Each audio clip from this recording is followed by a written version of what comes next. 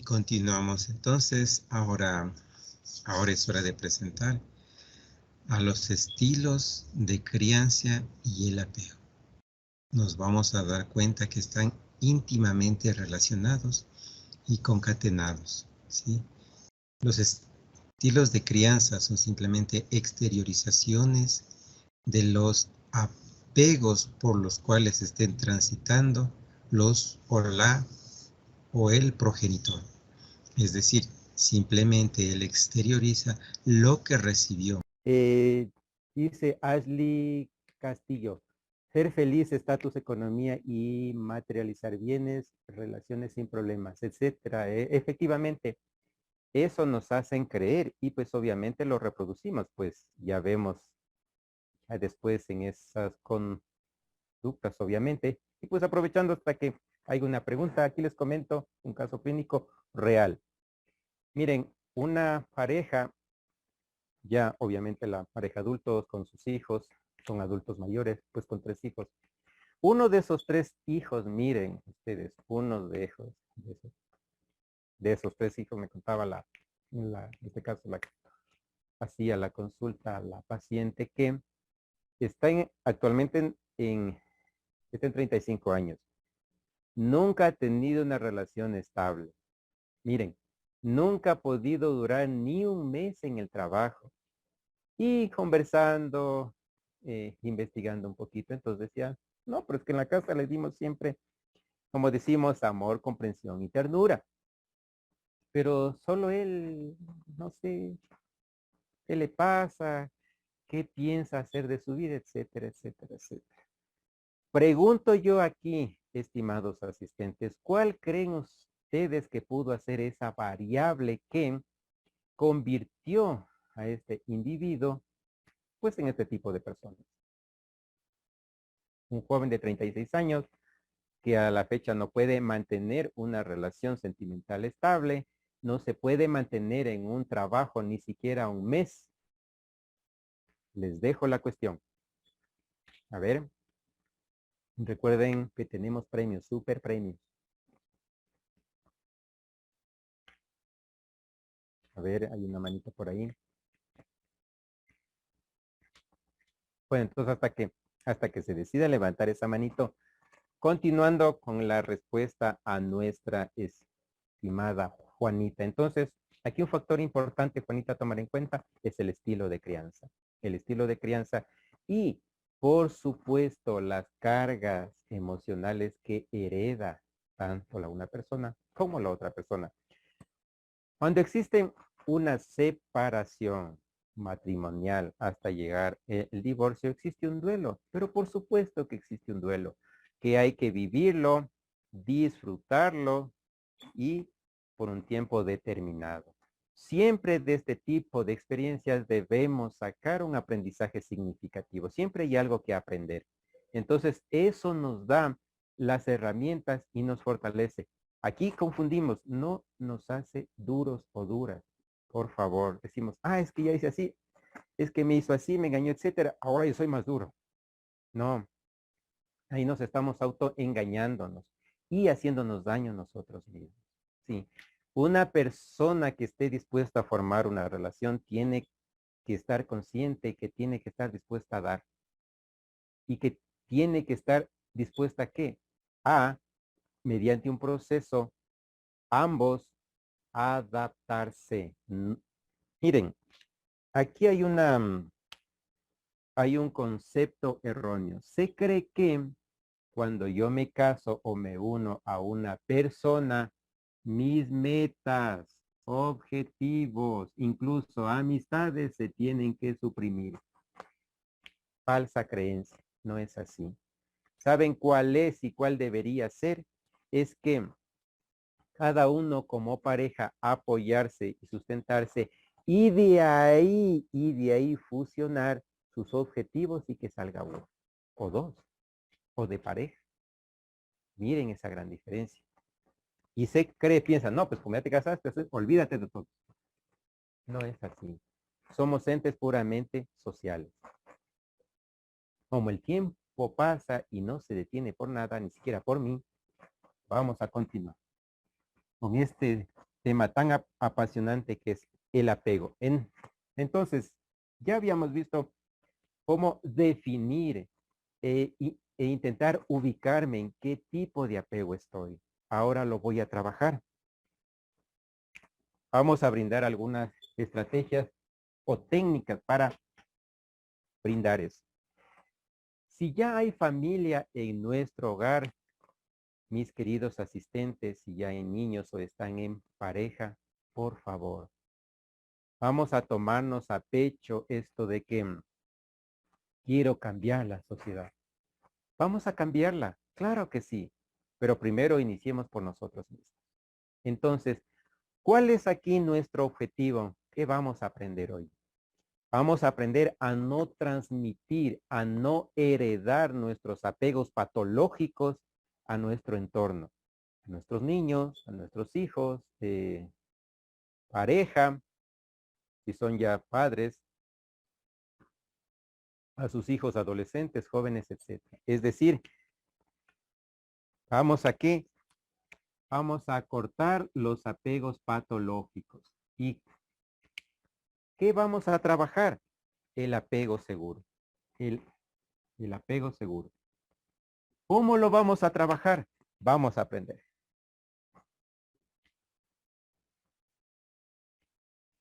Siempre iniciemos por uno mismo. Es complicado, difícil, por supuesto. Pero ya si hemos hecho esos primeros pasos, ya estamos abiertos a modificar. Es que miren, cuando hemos detectado esos apegos patológicos e intentamos quitarlos y pasar a un apego seguro, ¿qué hay atrás? Hay hábitos, hay costumbres, hay ideales, hay creencias, ustedes no saben el poder que tienen esas creencias, ya vamos a ver un ratito que justo les puse. Entonces, vamos a pasar de los apegos patológicos al apego seguro. Si yo ya he detectado que estoy en un apego patológico, sea cual fuere, ¿qué voy a hacer? Yo aquí digo un FODA emocional. Yo me voy a hacer un FODA emocional. ¿Qué significa esto? Que yo haré mis fortalezas siempre, empecemos siempre por lo bueno y mis debilidades. Ejemplo, fortalezas, qué sé yo. Soy amoroso, soy amoroso, soy un oso de peluche, soy un panda, soy un chocolate. Y en mis debilidades soy impulsivo. Al menor estímulo, esté en contra de mi círculo personal, reacciono mal. Pateo al perro, al gato, a la pulga, a la madre, a la suegra, a todos. Soy impulsivo. ¿Qué voy a hacer? Para controlar la impulsividad, este es un ejercicio buenísimo, que se llama respiración profunda. Miren, cuando somos impulsivos, ¿saben qué sucede? Es que el estímulo pasa directo en nuestro proceso mental y no lo procesamos, sino que entra directo a la ejecución. Entonces, esa ejecución es la impulsibilidad, violencia verbal, psicológica, gestual, física, etcétera. Entonces, ¿qué vamos a hacer? Háganlo, verán que sí funciona. Cuando viene el estímulo, yo ya sé, así como habíamos antes, yo ya había identificado cuál es mi apego. Entonces, si yo ya sé que soy impulsivo, ¿qué hago? Voy a desarrollar mi capacidad de escucha asertiva. Escucha asertiva. ¿Qué es ser una persona que desarrolla esta característica? Simplemente escuchar. Escuchar a la otra persona, al otro interlocutor. Nosotros nos quedamos en silencio. Cada palabra que la otra persona está diciendo es un desgaste de energía mental de esa persona. Simplemente nosotros asociamos. Y cuando nos quiere venir ya el bichito de la impulsibilidad, ¿qué hacemos? Respiramos. Miren, como ese estímulo pasa directo a la ejecución, a la acción, ¿qué quiere decir? Que no lo procesamos. Cuando eso sucede, ya hemos generado un hábito mental. No procesamos, sino de una actuamos. Es decir, como dice en la filosofía americana, ¿no? Yo te lanzo la piedra, te lanzo la bomba y después pregunto quién estaba ahí. Entonces, eso vamos a cambiar. Eso vamos a cambiar. Cuando respiramos, fíjense en ustedes un proceso biológico que sucede ahí. Nuestros pulmones se oxigenan, nuestro cerebro se oxigena. Cuando nuestro cerebro se oxigena, ese oxígeno se transforma en energía fresca, limpia y que nos da, miren, la capacidad de generar ideas. ¿Sí? Respiramos. Mientras observamos a nuestro interlocutor, aquí otra técnica. Respirar profundo, la escucha asertiva. Disculparán mi letra patoja. Y aquí viene la otra poderosísima, la observación asertiva. Vamos a explicar cada uno de estos. ¿Qué es la escucha asertiva? Escuchar asertivamente a una persona quiere decir, uno, ver a esa persona tal y como es. Quitarme los complejos de condición social, condición intelectual, feo, guapo, etcétera. Quito todo eso y escucho a la persona. Esa es la escucha asertiva que debemos desarrollar, escuchar a la persona. Cuando eso sucede, esto viene a la par de la observación asertiva. ¿Qué es esa observación asertiva? Yo no me fijo en la exterioridad de la persona, de mi pareja, de mi hijo, de mi papá, etcétera. ¿Saben en qué me fijo? Ahí viene una conexión casi simbiótica. La escucha asertiva y la observación asertiva. Cuando eso sucede, miren, hagan el ejercicio, hagan la prueba porque es real, clínicamente sustentado. ¿Saben qué sucede? Yo puedo observar cuál es el verdadero problema, la causa del problema de esa persona por la cual se está exteriorizando, expresando de esa manera. Miren, aquí que estoy haciendo entonces, aquí en mi foda emocional, estoy ¿qué? Trabajando ¿qué es la impulsividad? La impulsividad. Con estos ejercicios y con estas estrategias la vamos a lograr. Entonces, mire, un ejemplo. Si en una conversación sencilla en mi área, en el trabajo, en mi área sentimental con mi pareja, con mis hijos, yo tiendo a ser impulsivo, ¿qué voy a hacer ahora? Me voy a sentar cómodamente, si hay un vasito de agüita, de juguito, no sé, o una agüita de viejita, ejemplo de romero, se me va el otro nombrecito, lo que ustedes quieran. Tómense y observen y escuchen asertivamente a la persona. No digan nada. Miren, cuando una persona está articulando algo, eso es un proceso mental superior característico de los seres humanos. Eso quiere decir consumo de energía. ¿Sí? Consumo de energía. Miren, y les pongo un ejemplo aquí. Una característica del clímax de la violencia, ¿saben qué es? El estímulo. Cuando recibe el estímulo esa persona impulsiva, ¿qué hace? Que centra toda su energía mental en desarrollar esa impulsibilidad que generalmente termina en violencia. Cuando acaba el efecto de ese impulso llega una meseta. Cuando llega esa meseta, lo habrán experimentado, ¿qué sucede? Esta persona ya no tiene que decir, repite la misma conversación, repite la misma conversación y lo pueden observar en sus gestos. Cuando eso sucede, hay un decrecimiento de esa capacidad, ¿saben de qué? De raciocinio. Y cuando eso sucede, sucede algo que es también de sorprenderse. ¿Saben qué es? que el sujeto se queda sin energía, sin argumento mental y ¿saben qué hacen? Huir, salir corriendo, huir del evento. Entonces, ¿dónde nos vamos a situar nosotros? En el inicio, vamos a observar, a escuchar hasta que la persona se canse, se le agoten las energías y no va a decir nada. Ahí tenemos nuestra oportunidad de demostrar que estamos cambiando. Miren, un factor importante de un apego patológico, ¿saben qué es? Es que tienen el mismo patrón. El mismo patrón.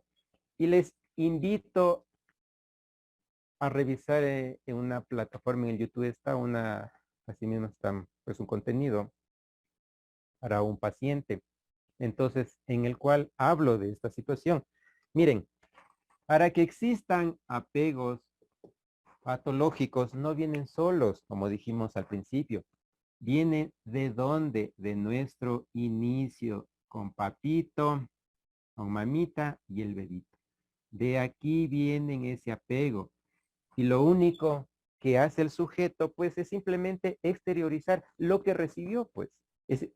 Pues simplemente exterioriza gestualmente, verbalmente, todos los estímulos que recibió, todos esos elementos que recibió en su ambiente de desarrollo. Y fíjense, aquí les doy es un dato igualmente ya comprobado, es que los apegos patológicos, miren, influyen directamente, ¿saben en qué?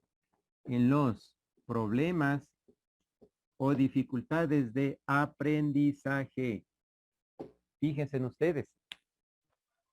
Miren, por experiencia, cuando se ha hecho la evaluación psicológica, psicopedagógica al pequeño, se piensa, se cree que el problema es el pequeño. No, el problema viene de atrás. Es que hay que comprender que ese niño está recién en formación.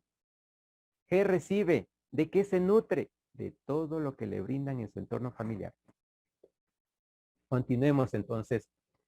Para cortar esos apegos que nos limitan, nos encadenan. Miren, entonces, aquí hacemos este FOD emocional, ¿sí?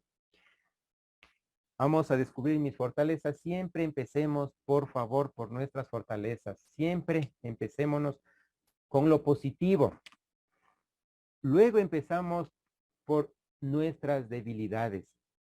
¿Qué debemos empezar a trabajar?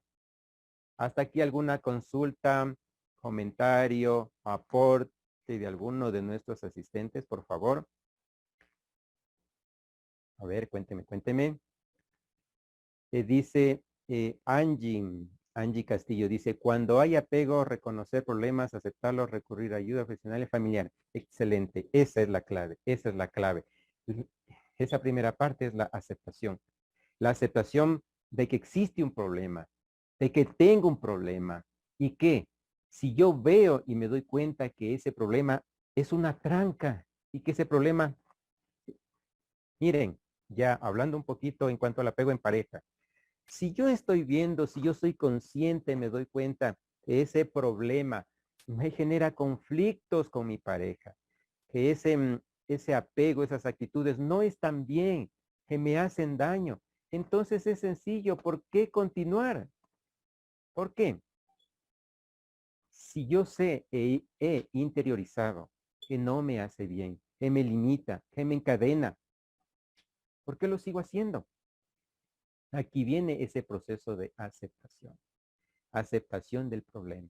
Si ya hacemos escúcheme, ese es el paso más complicado del ser humano, aceptar el error.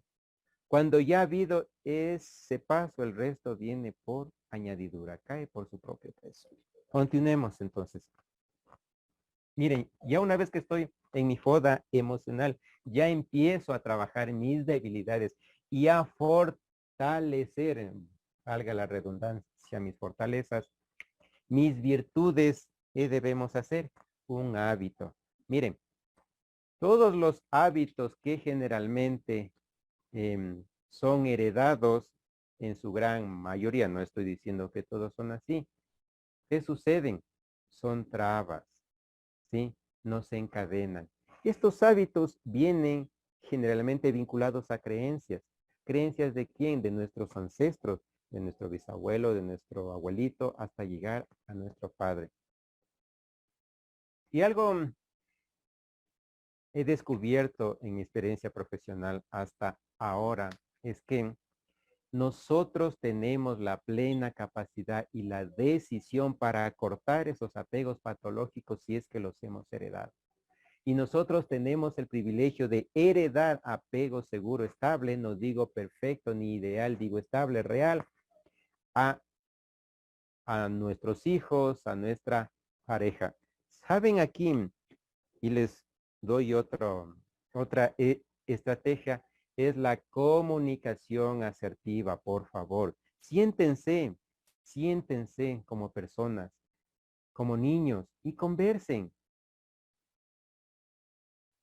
Yo recomiendo, pues a veces así, es que sí, ejemplo, a ti te gusta el ceviche y a ti te gusta a ti te gusta la tripita mishki. Ya pues, a ver, toma tu ceviche, toma tu tripita mishki, ahora sí vamos a conversar.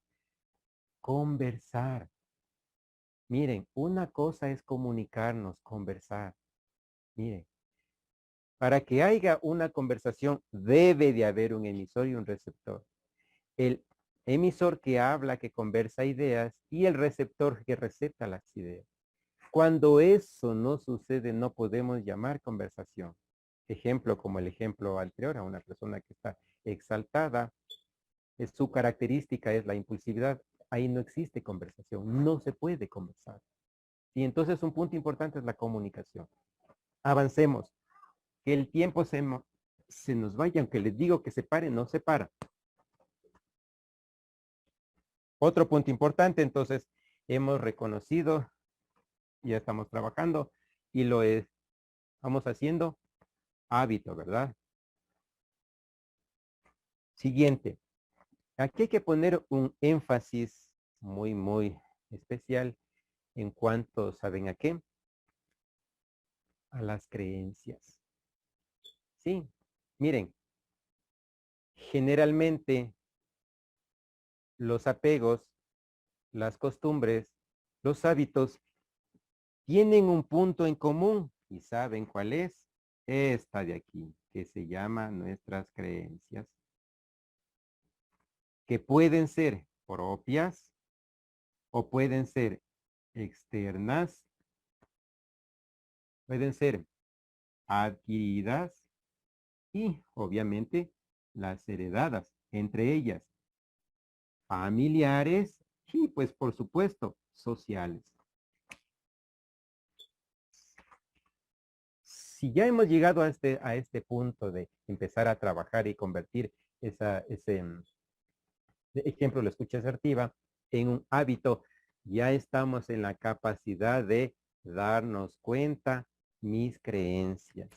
¿Qué tipo de creencias? Y fíjense que ni siquiera estamos hablando de creencias religiosas, nada que ver, simplemente estamos hablando de creencias familiares y creencias personales. Analizar, descubrir si es que existe un tipo de creencia vinculado a mis hábitos, a mis costumbres, vinculados, pues en este caso a los apegos, que me hacen imposible alejarme o cortar, perdón, esos apegos patológicos o inseguros. Sí. Entonces, cuando yo ya he descubierto esas creencias, yo tengo la autoridad, la decisión de cortar. ¿Sí?